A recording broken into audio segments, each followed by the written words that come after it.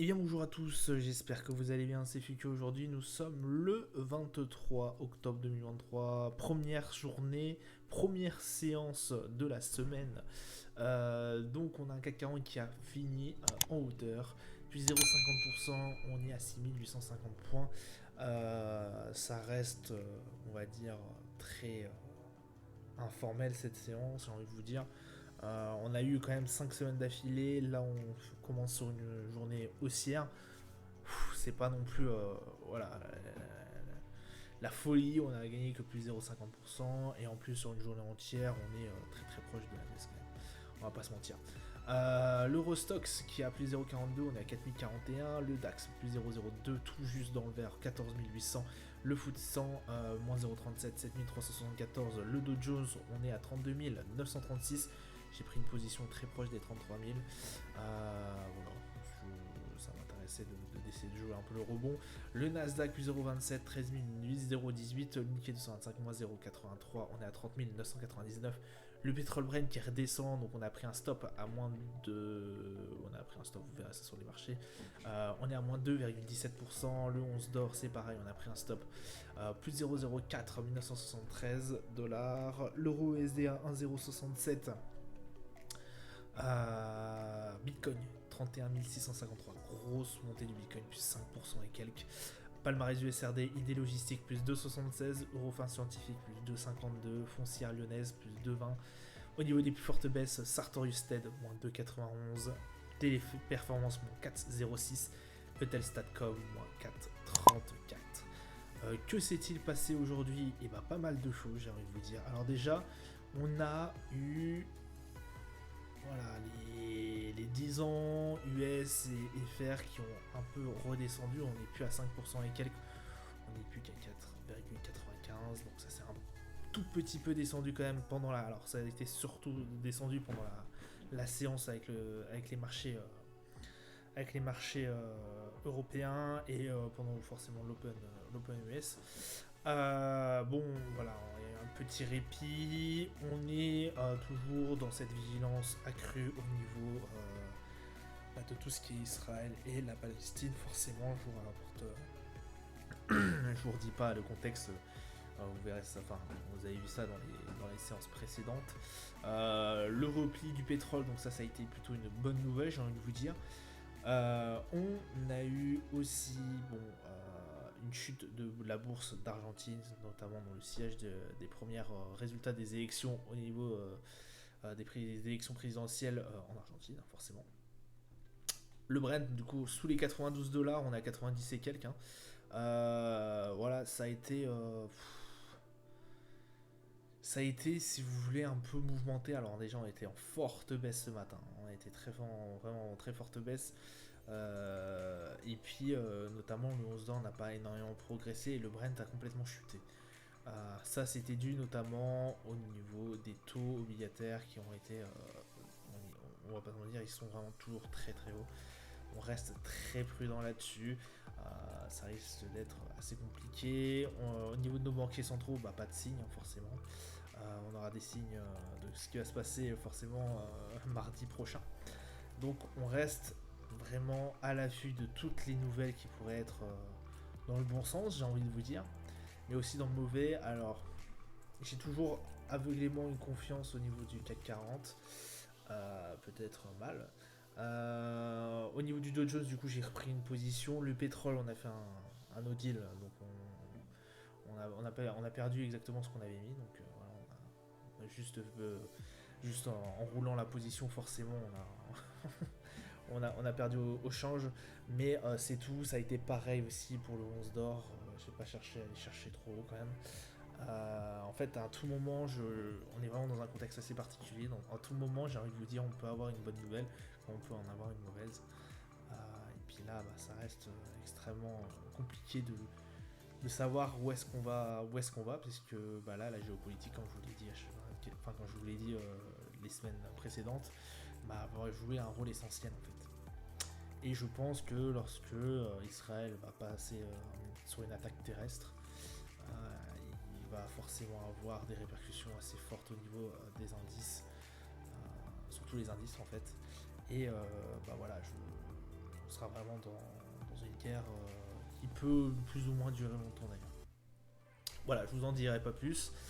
Calendrier d'annonce économique, bon, on n'avait rien aujourd'hui. En revanche, demain, on a l'indice des consommateurs au niveau de l'Allemagne, pardon. Du coup, l'emploi au niveau du GVP, on aura le PMI manufacturier à 9h30 au niveau de l'Allemagne, et ce sera tout pour demain. Ouais, on saura tout, parce qu'après, ça sera mercredi. Alors, au niveau de nos marchés, on a sur une journée entière clôturé aux alentours des 6815, 6753, j'ai un stop, 6750 même, tout pile. Bon, là, c'est vraiment 6750, voilà, c'est... J'y crois un peu, mais là,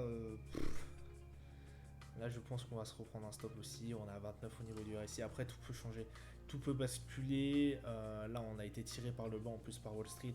Donc, ça n'a pas vraiment été une très très bonne journée pour le CAC 40. Malgré le fait qu'on était vraiment sur les plus hauts quand ça a clôturé. Parce qu'il y avait une petite détente au niveau des taux obligataires. C'est possible que ça remonte en fait. Mais c'est tellement possible aussi que ça redescende. Pour l'instant, j'espère pas grand chose, en tout cas au niveau du CAC 40. Au niveau du DAX, c'est à peu près la même chose. On avait, voilà, pensant que au niveau des 15 000 aurait été d'un grand secours, ça s'est pas avéré. On va pas se mentir, on est vraiment sur des ranges de basse. Là, hein. On est vraiment sur des niveaux assez bas.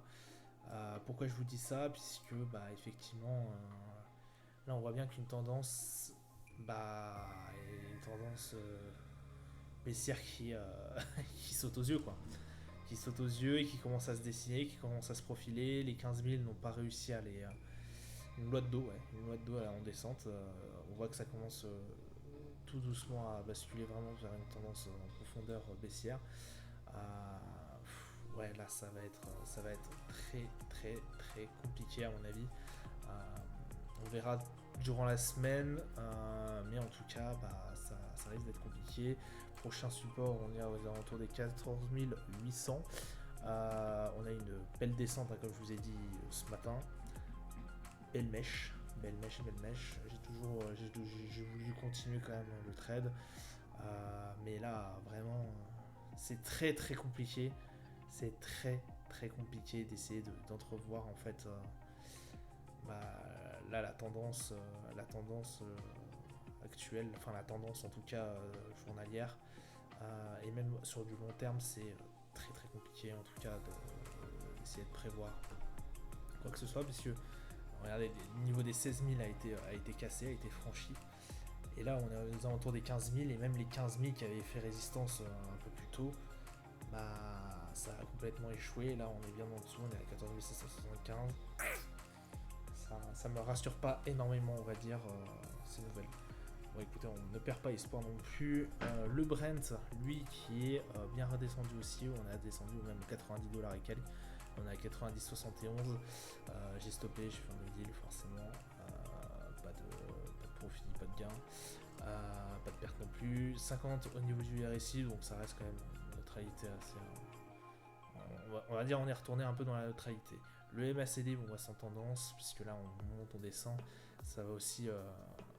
en fait, au moment où s'il lance l'attaque terrestre, à mon avis, potentiellement le Brent pourra faire une grosse hausse. Le 11 d'or qui, lui, ici, est bien descendu. Bon, là, on a fait aussi un no-deal. Mais je reste quand même toujours très, très attentif. C'est possible d'aller chercher les 2000 € de gain. Enfin, les 2000 au niveau du 11 d'or. C'est juste que là, j'ai plus trop envie de trader le 11, vu comment il a bien monté aussi. Je me méfie énormément du 11 d'or là en ce moment, avec ce beau gain qu'il y a eu au niveau des 2000. Aux alentours des 2000, là, cette mèche là ne me rassure pas forcément. Voilà, je reste quand même assez prudent au niveau du 11 d'or, et en plus, on a eu quand même une très très forte hausse en très peu de temps. Au niveau du S&P, bon, c'est pareil, là on est sur une résistance. Hein. Voilà. Un support, pardon. Ce support des 4224. Bon, est-ce qu'il va résister lui? Il y a un peu plus de chance. Pourquoi? Puisqu'on est sur des indices américains, donc on est beaucoup moins impacté, parce qu'au niveau pétrole, je vous refais pas le discours, mais niveau pétrole, ils sont complètement indépendants, les USA, autosuffisants, donc bah, je pense qu'il y a beaucoup plus de chances de rebondir là-dessus que nos vieux marchés européens. En revanche, voilà, rien n'est. On n'est pas sûr à 100% que ça va rebondir derrière. Faut toujours un peu avoir un sentiment de. Ouais, on va essayer d'avoir le beau coup. Là, effectivement, ouais, peut-être une pièce sur le S&P peut être intéressante pour essayer de rejouer la remontée, la contre-tendance.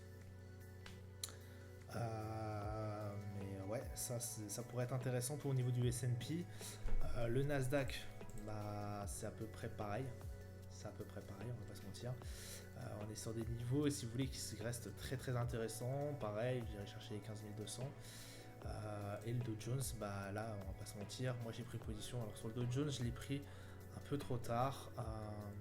Il aurait fallu que je prenne un certain niveau, voilà, au niveau des 33 000. Bon, voilà, je l'ai pris un peu tard. Du coup, en fait, il était en haut. Wall Street, après toute la séance de Wall Street, quand les marchés US étaient ouverts et tout seuls, bah, ils ont fortement baissé. C'est pour ça que on se retrouve assez vite en négatif. Mais bon, là, le gros niveau des 33 000, c'est pareil. Je pense que jouer la contre-tendance, jouer le rebond, ça reste toujours assez risqué, hein, ces manœuvres-là. Mais on va dire que il y a plusieurs choses qui me font penser que c'est possiblement possible que ça remonte.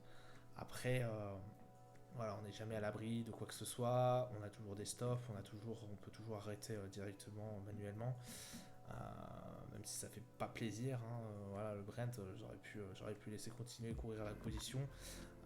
J'ai coupé juste avant, le 11 d'or c'est pareil, j'ai coupé juste avant. Écoutez, on reste vraiment, je vais vous dire, à l'affût de ce qui peut se passer. Vraiment de ce qui peut se passer, et bah, voilà, on peut facilement perdre. Voilà, en ce moment, ce mois-ci, ça va être un mois assez catastrophique pour moi. Enfin, catastrophique. Ça va, on a perdu, oui, mais après, on peut retravailler les échecs et puis revoir ce qui a pas marché, ce qui a marché. On va dire que c'est très compliqué quand la géopolitique, j'ai envie de vous dire, se mêle de tout ça, parce que là, on marche complètement vers l'inconnu. En fait, tout peut dérailler à un moment, et bah là, on ne pouvait pas prévoir. Surtout quand c'était en week-end. Après, ce qu'il faut, c'est ne pas perdre espoir, ne pas perdre ses stops. Essayer potentiellement aussi de jouer en day trading, hein. Là, voilà, on peut. Là, limite, il faudrait passer en day trading, mais même en day, regardez la volatilité, ça passe du rouge au vert, du vert au rouge. C'est assez compliqué à prévoir, mais je joue beaucoup que ce soit au niveau des résistances, des supports, je joue beaucoup là-dessus. De l'actualité, forcément. Ça peut être assez intéressant de faire de même pour vous. En tout cas, voilà. C'est tout ce que j'avais à rajouter.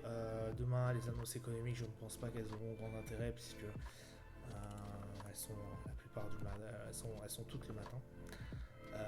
Et c'est le marché en fait, c'est le marché européen, donc qui peut être très vite rattrapé par les annonces US ou même géopolitiques à l'heure actuelle.